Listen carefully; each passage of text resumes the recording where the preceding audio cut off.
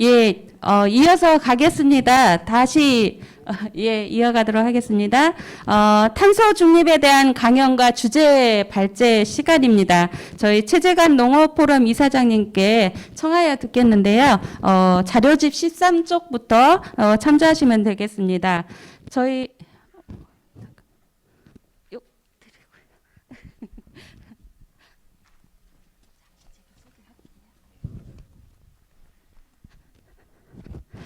네, 최재관 이사장님은 청와대 농업비서관으로 역임을 하셨고요. 또 탄소중립특별위원회 산림 TF 팀장으로도 활동하시고 계십니다. 다시 한번 큰 박수로 맞이해 주시기 바랍니다. 네, 반갑습니다. 네, 바로 시작하도록 하겠습니다.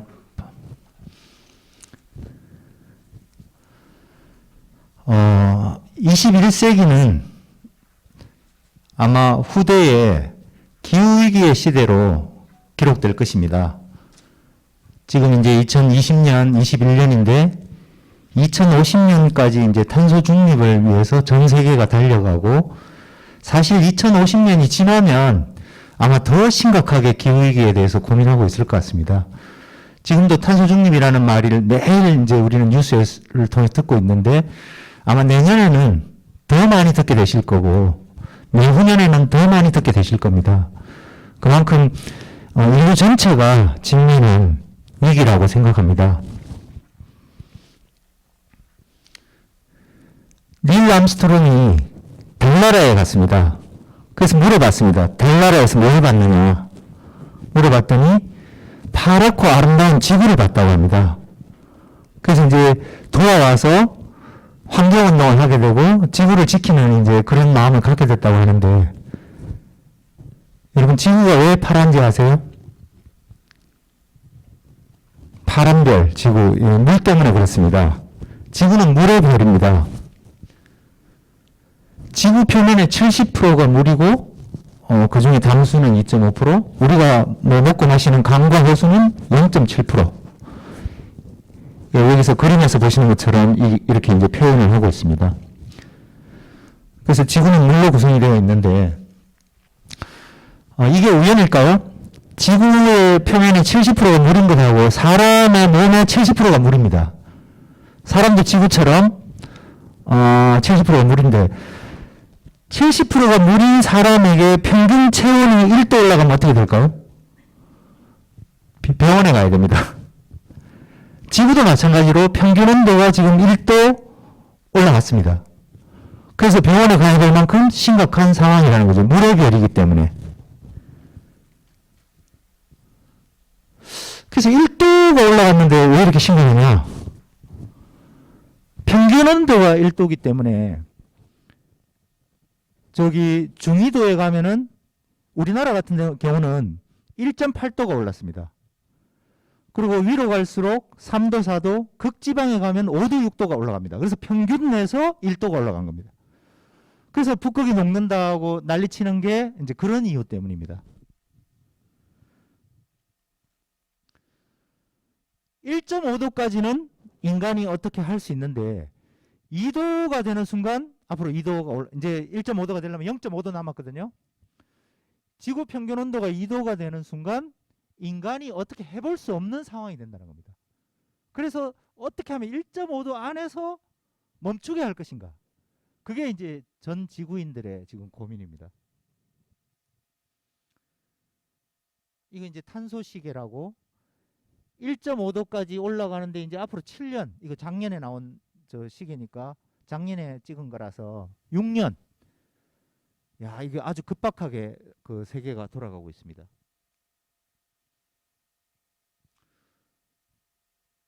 우리가 할 수 있는 일이 뭘까? 뭐 플라스틱을 재활용하고 쓰레기를 덜 만들고 전기를 아끼고 대중교통을 이용하고, 물론 이런 것들도 필요하지만 이것만 가지고는 지금의 지구의 온도의 상승을 막을 수가 없습니다. 그럼 뭘 해야 되느냐? 지금 가장 절박한 것은 대기 중에 CO2를 줄이는, 그러니까 CO2가 가장 많이 나오는 것이 석탄, 석유, 이런 화석 연료들을 사용하면서이기 때문에 어떻게 하면 이것을 사용하지 않고 재생에너지로 바꿀 것인가 하는 것이 이런 세계적인 고민이 되는 겁니다. 그래서 우리가 아끼고 절약하는 게 문제가 아니고 근본적으로 우리 사회의 에너지를 바꿔야만 이 문제를 해결할 수 있습니다. 이 충남 쪽이 이제 화력 발전소가 굉장히 많은데 아마 그동안 우리 산업의 역군으로 우리 사회 발전에 많이 기여하셨겠지만 이제 앞으로는 이런 것들이 굉장히 큰 부담으로 되는 시대를 우리가 맞았습니다. 그래서 앞으로 석탄 화력 발전에는 투자하지 않는, 그래서 좌초자산이라 그래서 앞으로 우리가 이런 것들이 다 이제 짐이 될 거다 하고 있습니다. 그래서 이제는 화석 연료에 대한 투자도 하지 않고 보조금도 정부가 주지 않는데 오다가 라디오를 들었습니다. G20 회의에서 2025년까지 화석 연료 보조금을 없애겠다, 그런 약속을 했답니다. 제가 이제 들었는데 저는 이 사실을 아주 몇 년 전에 알았거든요. 왜냐하면은 이미 이렇게 된 것이 그 10년 전부터 우리나라 같은 경우는 올해부터 화석연료 보조금 중에 석탄을 먼저 없애겠다 해서 올해 석탄 보조금이 없어졌습니다. 그래서 내년 내후년 탄광이 문을 닫고 석탄공사도 앞으로 3년 있으면 문을 닫습니다. 이제 시작이 이미 된 거고 G20에서 25년까지 화석연료 보조금을 하지 않는 걸로 합의를 했다고 좀 전에 오다가 라디오 들었습니다. 그래서 그런 결정이 나면은 어떤 문제가 생기냐면은 유가 보조금이 매년 2조씩 나가는데 이게 없어집니다. 우리 화물차 운송하시는 분들 아마 화물비가 올라갈 거고 농업용 면세유가 매년 1.1조가 나가는데 이게 없어집니다. 이제 화석연료 보조금을 안 주기로 했기 때문에. 그래서 아마 우리 농촌에 우리 물류에 이 기름값에 큰, 지금도 이제 그 기름값이 올라가고 있는데 앞으로 굉장히 이게 문제가 되는 시대를 우리가 맞고 있다. 그리고 이제 전기차 시대가 본격적으로 되죠. 우리나라도 2035년 되면 이제 앞으로 내연기관차, 그 뭐 가솔린, 디젤 차를 이제 안 팔겠다, 신차를 판매하지 않겠다라고 지금 하고 있고 전 세계가 그렇게 가고 있습니다. 그래서 지금의 우리가 에너지를 전환하고 기후위기 시대에 대응하는 것은 환경 문제가 아닙니다. 물론 환경 문제지만 환경 문제를 넘어서서 경제 문제고 생존의 문제입니다. 그 예를 하나 들어보겠습니다. 우리나라가 올해 세계 제조업 경쟁력 3위가 됐더라고요. 우리 뒤에 미국, 일본이 있습니다. 우리가 미국, 일본을 제끼고 제조업 경쟁력 3위가 됐습니다. 그래서 우리나라의 그 제조업 해외 투자가 아주 빠르게 늘어나고 있습니다. 그런데 국내 투자는 늘어나지 않고 있습니다. 왜 국내 투자는 늘어나지 않고 해외 투자가 늘어나는가? 여기 보시면 2015년에 해외 투자가 가파르게 늘기 시작했습니다. 그 2015년이 어떤 해냐? 2015년은 우리 기후위기에 있어서 역사적인 해입니다. 파리 기후협정이 체결된 해입니다. 이제 앞으로 기후위기 시대에 세계적인 도래됐다라는 것을 확인하는 시대인데 해외로 우리 기업들이 빠져나가고 있습니다. 투자가. 왜 빠져나가는가? 아리백이라고 들어보셨습니까? 앞으로는 글로벌 큰 대기업들이 재생에너지 100%로 자기 나라, 자기 회사 물건을 만들겠다. 그리고 재생에너지로 만든 부품만 자기들이 쓰겠다. 여기 보시면은 뭐 유명한 지금 300개 기업이 연간 에너지를 1기가와트, 10기가와트 이상 쓰는 회사들만 여기 가입이 되기 때문에 조그마한 회사들은 여기 들어가지도 못하고 글로벌 기업들만 이제 들어가는데 300개 회사, 그러니까 우리가 아는 대부분의 회사들이 이 아리백에 들어가 있습니다. 우리도 뭐 삼성, 뭐 LG, SK 이렇게 들어가 있습니다. BMW는 삼성 SDI에게 재생에너지로 만든 반도체를 그 자동차에 공급해라 해서 삼성은 헝가리에 해외 공장을 지어서 거기서 재생에너지로 만든 부품을 생산해서 납품합니다. LG가 요즘 대박 났죠. 배터리 때문에 없어서 못 파는 그 엄청나게 회사를 키워야 되는데, 제가 얼마 전에 LG 회사 그 오창에 구경을 갔더니, 그게 청주인가요? 구경을 갔더니 국내에 만들어라 했더니 에너지 걱정을 하는 거예요. 그래서 LG도 폴란드에 해외 공장을 지어가지고 재생에너지로 생산해서 판매를 합니다. 앞으로 재생에너지가 없으면은 제조업 생산해서 팔지를 못하는 거예요. 그래서 삼성전자도 딴 나라에서는 거의 100% 재생에너지로 하고, 정작 우리나라에서는 재생에너지를 못 만들고 있습니다. 근데 삼성이 계속 우리 땅에서 공장을 할 수 있는가? 일본의 소니는 일본 정부에게 재생에너지를 40%, 50%까지 올리지 않으면 회사를 철수하겠다. 이렇게 이제 정부에게 압력을 넣고 있습니다. 왜냐하면 생존하기 위해서. 그리고 앞으로 들어보셨습니까? 탄소 국경세라고 해서 유럽은 23년부터, 미국은 25년부터 우리처럼 화석연료로 생산한 물건을 재생에너지로 생산한 물건 나라에 판매할 때는 그 에너지 차액만큼 관세를 물리겠다는 겁니다. 그래서 탄소 국경세, 탄소 국경 조정이라는 이름으로 앞으로 무역을 하려면 재생에너지로 만들지 않으면 무역을 못 하는 거죠. 근데 대한민국이 무역을 안 하고 살 수 있습니까? 우리나라는 무역 안 하면은 그냥 안 되는 나라거든요. 그래서 심각하다.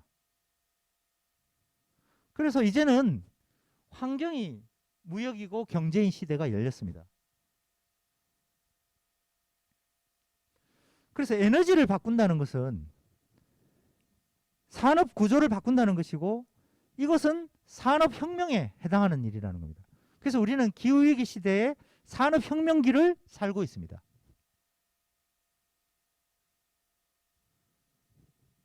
그래서 세계가 태양광으로 이렇게 달려가고 있죠.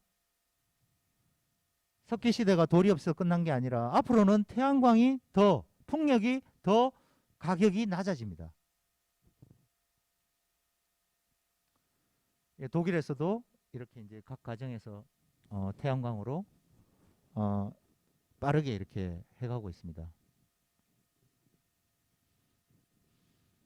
이건 뭐 ESS라고 해서 전기를 충전하는 장치. 이건 수소를 지금 이제 생산해서 재생에너지를 저장하는 방법들이 논의가 되고 있는데요. 그리고 산림 부분에 대해서 설명이 있는데, 이 부분은 조금 있다가 토론 시간에 그 산림 부분에 토론할 때 말씀드리도록 하겠습니다. 그렇다면 농촌에 어떤 영향이 올 것인가? 이건 호주의 어떤 농장인데 6개월 동안 호주에 불이 났는데 끄지를 못하는 거예요. 그래서 이해가 안 되지 않습니까? 6개월 동안 어떻게 불을 끄지 못하느냐. 이건 호주의 축사 바닥인데 불이 났어요. 그래서 물로 불을 껐어요. 근데 2시간 있다가 다시 불이 붙어요. 이 태양이 뜨겁기도 하고, 그래서 바닥에서 계속 스스로 불이 나니까 끌 수 없는 상태가 되는 거죠. 그런 정도로 지금 지구가 뜨거워지고 있다. 그래서 저는 기후위기가 첫 번째로 어떤 위기로 오느냐, 식량 위기로 옵니다.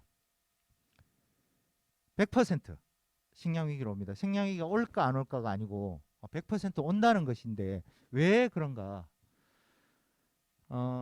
작년에 여주 같은 경우 그 52년 만에 쌀 생산 최저, 그리고 54일간의 긴 장마가 왔었죠. 그래서 수매가가 8% 올랐는데도 수확량이 30% 줄어서 농가들은 거의 가져갈 것이 없었습니다. 이렇게 기후가 문제되는 이유는, 여긴 여기가 캘리포니아인데 이 시에라 네바다 산맥에 이 만년설로 농사를 짓습니다. 이 물이 이렇게 연중 흘러내리면서 짓게 되는데, 2015년에는 이게 거의 다 이제 녹아가지고 별로 없는 거예요. 그래서 물 유량이 줄어들어서 이 강을 타고 오르락 내리던 연어들이 다 병에 걸린 거예요. 물이 뜨거워서. 그래서 200만 마리 이상 이렇게 왔다 갔다 하던 게 30만 마리로 줄어들고, 그래서 아까 말씀드린 것처럼 내륙은 2도, 고위도는 4, 5도가 올라가면서 농사를 지을 수 있는 곳이 굉장히 줄어든다. 그리고 적도 지방의 열대, 아열대 지방들은 가뭄이 너무 심각해지고, 우리처럼 35도, 36도, 37도 되는 곳은 비가 많이 옵니다. 적도에서 올라간 물이 우리 지방에 와서 쏟아붓거든요. 여러분, 우리 비가 좀 많아진 것 같지 않으세요? 이번에도 가을에 비가 많이 왔는데 우리는 비가 많이 오는 것으로 분류가 됩니다. 그리고 이런 만년설에 눈 녹은 물로 농사 짓는 곳이 많아요. 의외로 히말라야 산맥에 인도, 파키스탄, 방글라데시 이런 데도 다 눈 녹은 물로 농사 짓거든요. 그런데도 여름에는 홍수 나고 봄, 가을에는 물이 없고 이렇게 이제 바뀌고 있습니다. 그리고 두 번째는 앞으로 인구가 2050년이 되면은 100억에 도달한다고 합니다. 예, 보시는 것처럼 이 중국이 녹색인데 아프리카가 중국 인구만큼 이렇게 늘어나요. 인도도 중국 인구만큼 늘어나고, 출산율은 낮아지지만 사망률이 낮아지면서 앞으로 100억이 된다. 그리고 또 하나는 칼로리로 계산을 해봤더니 2027년이 되면 식량이 모자란다. 이렇게 이제 미국의 학자가 결론을 냈는데, 왜 그러냐 했더니 육식 소비가 늘기 때문에 식량이 모자란다는 겁니다. 예를 들면은 옛날에는 중국이 그 수출국이었는데 지금은 세계 곡물 수입국이거든요. 1등. 세계 곡물의 절반이 중국으로 들어가고 있는데, 소고기 1kg을 먹으면은 콩 16kg을 먹는 것하고 같습니다. 돼지 1kg을 먹으면 콩 8kg을 먹는 것하고 같습니다. 그래서 육식 소비로 바뀌면서 칼로리 대비로 절대적으로 부족하다. 그래서 그동안의 식량난은 공급의 난이었는데 앞으로는 분배 문제였는데 지금은 분배가 아니라 생산, 수요, 공급 자체가 문제가 되는 시대를 우리가 맞고 있다. 그래서 저는 우리 농촌에서 앞으로 로컬 푸드를 비약적으로 높여야 된다. 그러니까 식량 자급률을 최소한 30% 정도, 우리가 지금 20%, 21% 이러거든요. 그걸 30%까지 높여야 된다. 특히나 5대 전략 작물, 뭐 쌀, 밀, 김치, 옥수수, 콩 같은 경우는 거의 30%. 우리 옥수수가 지금 뭐 1%, 밀도 1%, 이제 이런 것들을 그 최소한 30%까지 끌어올려야 식량 위기 시대에 우리가 굶어 죽지 않고 이렇게 버틸 수 있다라고 생각하고 있습니다. 그리고 우리가 그렇게 생산하기 위해서는 소비를 사실 해줘야 되는데, 전국의 식당 그 72만 개 중에서 한 20만 개 정도의 한 식당을 로컬 푸드로 바꾸자. 그래서 평균 식재료가 식당마다 한 3천만 원 정도 하는데 그 10분의 1인 300만 원을 지원해줘서 로컬 푸드로 바꾸는 거죠. 이게 가능합니다. 예를 들면은 지난해 외식산업진흥법이 개정이 돼서 로컬 푸드에도 국가가 지원할 수 있도록 법이 바뀌었습니다. 우리 여기 학교급식에 전양배 회장님 계시지만은 학교급식도 친환경을 10% 지원해서 전체 시장을 친환경으로 바꾼 거거든요. 마찬가지로 로컬푸드도 10% 지원해서 전체 농산물 시장을 로컬푸드로 바꾸는 겁니다. 그러면 6천억을 써서 6조의 시장을 만들어낼 수 있습니다. 예를 들면 서산 같은 경우도 의원님들도 계신데 그 외식산업진흥 조례를 만들어서 서산 농산물을 쓰면 10%를 지원해 주는 방식으로 서산에 있는 식당들이 서산에 생산 농산물을 쓰도록 바꾸면은, 이렇게 전국의 지역들이 바뀌어야 아까 식량 자급률 30%가 가능합니다. 그렇게 하지 않으면은 생산만 해서 팔 곳이 없다면 소용이 없는 것이거든요. 그래서 우리 농식품부 입장에서도 6천억을 들어서 6조 시장을 만드는 것은 엄청 잘하는 거죠. 우리 농업 예산이 15조 7천억 이렇게 들어가서 50조밖에 안 되거든요. 매출이. 그리고 앞으로 기후위기에 대응해서 토종종자를 많이 심자. 그리고 앞으로는 농업도 이제는 환경을 지키는 농업으로 바꿔야 됩니다. 왜 그런가 하면은 이 CO2가 문제라는 건 아시지만은 메탄이 더 문제라는 거 들어보셨나요? 그러니까 오늘 G20에서 또 그 중요한 결정이 하나 됐는데 앞으로 2030년까지 메탄을 30% 줄이기로 결정을 했어요. 근데 우리나라가 메탄이 많이 나와요. 그 우리는 축산을 많이 하지 않기 때문에 그렇게 많이 안 나오는데 논에서 메탄이 나와요. 이렇게 공기가 들어가지 않고 발효되는 곳에서 메탄이 나오거든요. 메탄은 CO2의 온실가스 효과가 30배 높습니다. 그래서 이 표에서 보시면 이런 정도로 메탄이 무시하지 못할 정도로 많은 비중을 차지합니다. 그리고 아까 아산화질소, 우리 시장님도 말씀하셨는데 미세먼지의 주범이 되는 아산화질소가 화학 비료로부터 발생을 합니다. 그러니까 이 화학 비료가 공기를 만나면 이 아산화질소가 되거든요. 그러니까 이것을 줄이는 거. 이거는 CO2의 300배입니다. 온실가스 효과가. 메탄, 아산화질소를 줄이는 게 농업하고 관련이 있습니다.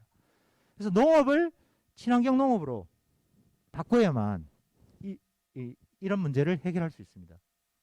If you're like most people, you're probably feeling a little hopeless about 그래서 climate 농업이 change 어떤 and the 역할을 damage we've done to 하는지 our planet. Well, 한 now 3분 there's a 정도 new way to 되는 look at 영상인데 climate 한번 change and 보시겠습니다. how to deal with it that might just turn that hopelessness into hope. Climate change, as we know, is all about too much carbon in our atmosphere. But carbon is not our enemy. It's the building block of life. Everything alive is made of it, even us. The problem and the solution are simply a matter of balance. Let's step back and look at the 5 pools where carbon is stored on planet Earth. Starting about 500 million years ago, when plants first appeared on land, carbon began to cycle in an amazing balance between these pools, a balance that allowed for life as we know it to evolve. Then one life form, that would be us, figured out how to extract carbon from the fossil pool, which was pretty much a timeout zone for carbon. We've been burning it for energy, putting into play, and disrupting that balance. The way we manage land and do agriculture is moving even more carbon into the atmosphere. Specifically, we've moved 880 billion tons of carbon dioxide into the atmosphere, which is heating up the planet and destabilizing our climate. The oceans have absorbed a lot of this excess carbon, throwing off the ocean's balance, resulting in ocean acidification and accelerating a mass extinction of sea life. So in order to save life as we know it, of course we need to stop burning fossil carbon. The big question is, where do we put this excess carbon to get the cycle back in balance? The good news is that the answer is literally right under our feet. It's the soil. Plants, using sunlight and water, naturally perform photosynthesis. They pull carbon in from the air and turn it into carbohydrates, sugars. Then they pump some of these sugars down through the roots to feed microorganisms who use that carbon to build healthy soil. Voila, carbon moved. The plants pump it in, and the soil stores it. Nature's living technology is amazing. Scientists have recently discovered that applying a thin layer of compost can help regenerate healthy soil, setting up an ongoing feedback loop that brings more and more carbon into the soil each year. Together with other regenerative practices like not tilling the soil, planting trees and cover crops, and planned grazing, we can build and retain billions of tons of soil carbon. This is carbon farming. This is regenerative agriculture.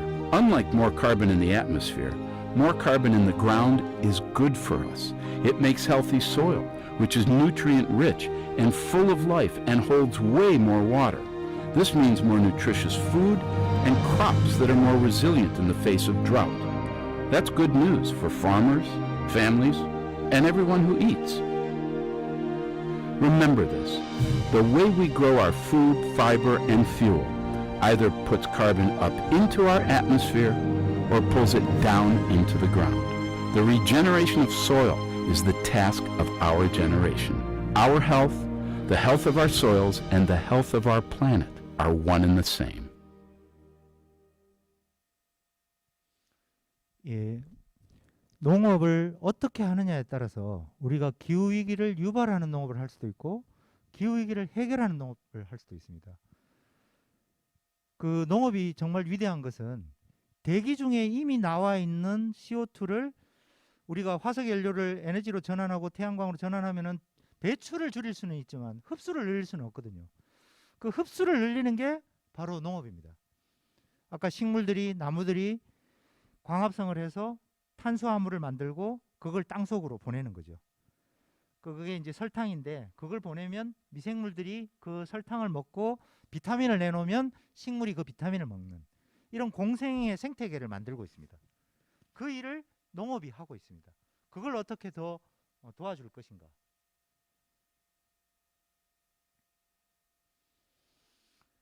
그리고 이 에너지 전환을 해가는 것이 국가적인 과제인데 그 에너지 전환도 농촌이 나서지 않으면 불가능합니다. 왜냐하면 그동안에 우리 에너지 전환에 우리 충남분들이 석탄 발전소 이런 걸로 많이 기여를 했는데 이것은 한 곳만 희생하면은 많은 사람들이 그 전기를 쓸 수가 있죠. 고밀도 에너지이기 때문에 석탄, 석유가. 그런데 재생에너지는 저밀도 에너지이기 때문에 넓은 면적에 많은 사람이 참여해야만 만들 수가 있습니다. 그래서 농촌의 도움이 없이는 불가능한 거죠. 그런데 아까 시장님도 걱정하셨지만은 도시 자본이 들어와서 농촌에 태양광을 만들고 이익을 그분들이 가져가는 속에서 농민들은 피해를 보게 되면서 이 태양광에 대한 강한 반감과 불신을 가지고 있습니다. 그걸 어떻게 해결할 건가? 제주도의 경우에도 이 마을에 공동체, 그 마을 공동 땅을 가지고 마을 사람들이 공동으로 소유를 하고 지금 뭐 연 3억 원의 임대료를 이렇게 이제 받다가 최근에는 9억 원, 10억 원 이렇게 받고 있습니다.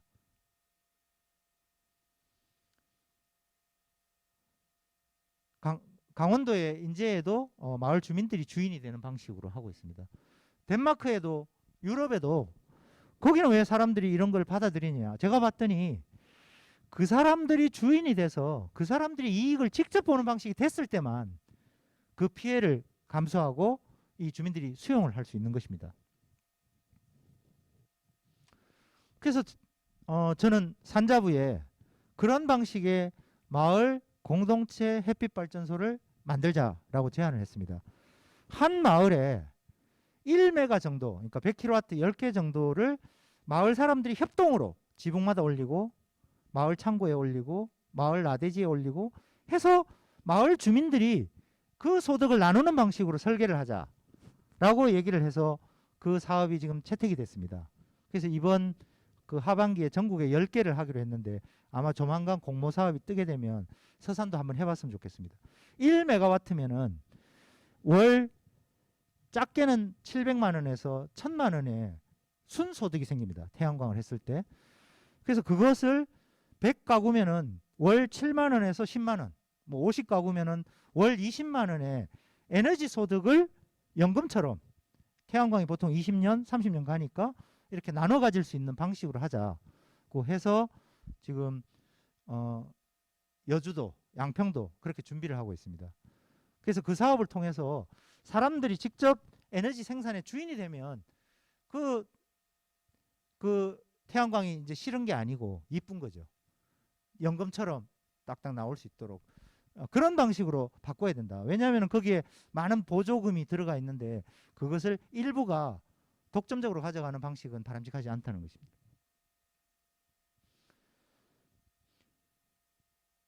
그리고 농사 짓는 곳에 태양광을 설치하는 것에 어떠냐? 영농형 태양광 같은 경우는 그 아래 농사를 짓고 그리고 그 위에 태양광을 하게 됩니다. 이렇게 태양광을 벌려서 해가 이렇게 넘어가면서 수확이 크게 줄지 않는 방식으로.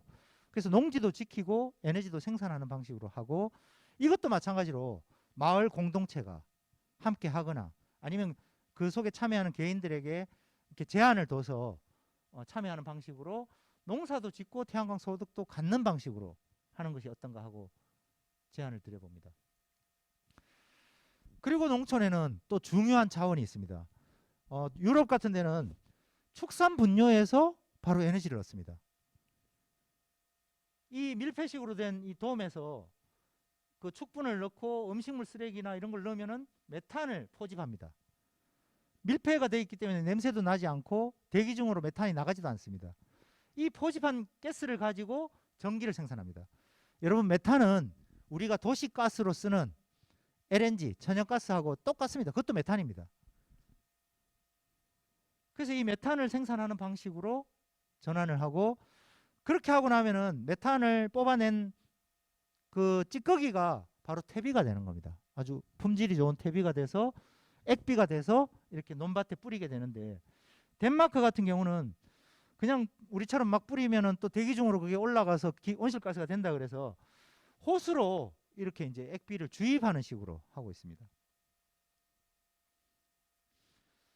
그래서 덴마크의 재생에너지가 전체 에너지의 32%인데 그 32%를 보면 이렇게 바이오가스, 바이오매스가 뭐냐면은, 제가 오다가 들판에서 그 별을 베고 나서 짚을 태우는 걸 봤는데 그런 짚이 다 CO2입니다. 그 짚을 태우는 것이 아니라 마을의 열병합 발전소에 그 짚을 가지고 와서 태워서 전기를 생산하고 열을 동네 사람들이 이용하는 방식으로, 그러니까 그냥 CO2를 만드는 것이 아니라 에너지를 전환하게 되면은 석탄과 석유를 그만큼 덜 쓰게 되는 거죠. 유럽은 그렇게 하고 있습니다. 그래서 마을마다 그런 바이오가스, 바이오매스 발전소를 세워서 온실가스를 막고 있습니다. 독일 같은 데는 이런 바이오가스 플랜트가 11,000개가 있습니다. 우리나라는 이제 100개 정도. 그래서 화학 비료를 쓰지 않고 아까 바이오가스 플랜트로 메탄을 뽑아내고 퇴비를 만들어서 논밭에 뿌리는 방식으로. 전북 장수군에 갔더니 주민 전체에게 가축분 퇴비를 이렇게 사업을 하는 걸 봤습니다. 지금 경기도에서도 화학 비료를 줄이고 논의 기비를, 그러니까 뭐 추비나 이것은 논마다 틀리니까 다르게 하더라도 기비를, 미끄럼을 가축분으로 싹 바꾸자. 계산해 보니까 큰 돈 들지 않더라고요. 그렇게 해서 온실가스에 대응하고 뿌려줌으로써 농민들 일손도 들어주고 쌀의 품질도 높이는, 그러니까 탄소 중립 쌀을 이렇게 만드는 방식으로 해보자라고 고민하고 있습니다. 그래서 앞으로는 똥도 음식물 쓰레기도 다 에너지입니다. 여러분, 음식물 쓰레기 저 처리장 하면 혐오감을 느끼실 모르겠는데 바이오가스 플랜트에 넣으면은 여러분들 위장에 들어간 거하고 똑같습니다. 밀폐식이기 때문에. 여러분들이 위가 바로 바이오가스 플랜트입니다. 방구 나오잖아요. 그 방구를 모아서 전기를 생산하는 원리입니다. 덴마크 같은 데는 이 재생에너지를 150%까지 만들어서 100% 쓰고 남는 50%는 수소로 저장하겠다는 계획을 가지고 있습니다. 그래서 이런 재생에너지로 저는 앞으로 농촌을 재생할 수 있다고 생각합니다. 그래서 과거에 슬래트 지붕, 그 초가 지붕을 헐고 슬래트 지붕을 올렸는데 사실은 슬래트 지붕이 발암 물질이지 않습니까? 성면이. 그래서 그런 거 걷어내고 태양광을 올리고, 그리고 옛날에 아궁이에 나무 싹 해다 떼서 이제 숲에 그 헐벗은 산을 만들었는데 연탄 보일러로 바꿨던 거, 석유 보일러로 바꿨던 거 이제는 목재 보일러로, 열병합 발전으로 이렇게 가스 플랜트로 바꿔나가야 됩니다. 왜냐하면 탄소 중립 에너지원을 써야 온실가스 문제를 해결할 수 있기 때문에. 그런 자원들이 우리 농촌에 있습니다. 도시에 있는 것이 아니고. 그래서 앞으로는 그 실제로 식량 문제가 다시 한번 자립을 어떻게 할 것이냐, 자급률을 어떻게 높일 것이냐, 우리 농민들이 어떻게 그것을 생산할 것인가. 두 번째는 농업 방식을 어떻게 기후위기에 대응하는 농업으로 바꿀 것인가. 그리고 에너지를 우리 농촌에서 어떻게 자립할 것인가. 그리고 저는 자립을 넘어서서 아까 에너지를 가지고 소득을 만들 수 있는 마을들로 바꿔나가야 된다. 이렇게 이제 크게 제안을 드리고, 산림과 관련해서는 제가 또 토론 시간에 또 시간이 있어서 그때 말씀드리겠습니다. 그래서 저는 이 기후위기 시대가 우리 농민들에게, 농촌에 가장 큰 위기로 올 것입니다. 아마 농촌분들 다 그 도시는 도시가스로 좀 싼 거 떼지만 우리 농촌에서는 다 단독주택에 석유 보일러나 훨씬 비싼데, 이제 앞으로 그 탄소세도 생길 것이고 화석연료 보조금이 올라가면서 난방비가 올라갈 겁니다. 그리고 아까 그 면세유가 없어지면서 이제 농산물 생산 비용이 올라갑니다. 트랙터 콤바인 그 가격이 올라가기 때문에 이제 농산물 가격이 올라갑니다. 근데 이건 우리나라만이 아니고 전 세계가 올라갑니다. 화물 운송비가 올라가기 때문에 아까 유류 보조금이 없어지니까 이제 운송도 올라가고 아마 농업과 먹거리 분야에서 기후위기에 가장 큰 타격을 받게 될 것인데 그것을 어떻게 우리는 기회로 만들 것인가.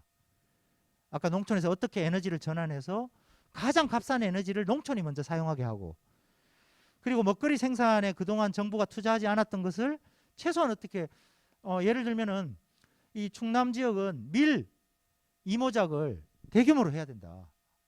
앞으로 밀 이제는 더 이상 해외에 의존할 수 있는 시대가 아니다. 콩도 마찬가지고. 그런 것들을 어떻게 우리의 소득으로 만들 것인가. 그리고 우리 친환경 농업이 그동안 그 학교 급식에서 반짝하다가 지금 다시 가라앉는 추세에 있는데 이것을 어떻게 전면적으로 실시할 것인가. 이런 것들이 우리 농촌에 큰 변화로 오게 될 것이고 그걸 기회로 만드는 것이 우리들이 연구해야 할 지금의 과제가 아닌가 생각합니다. 이상으로 제 발제를 마치겠습니다. 고맙습니다. 네, 말씀하신 것처럼 산림 분야에 또 다시 또 청해서 말씀을 듣도록 하겠습니다.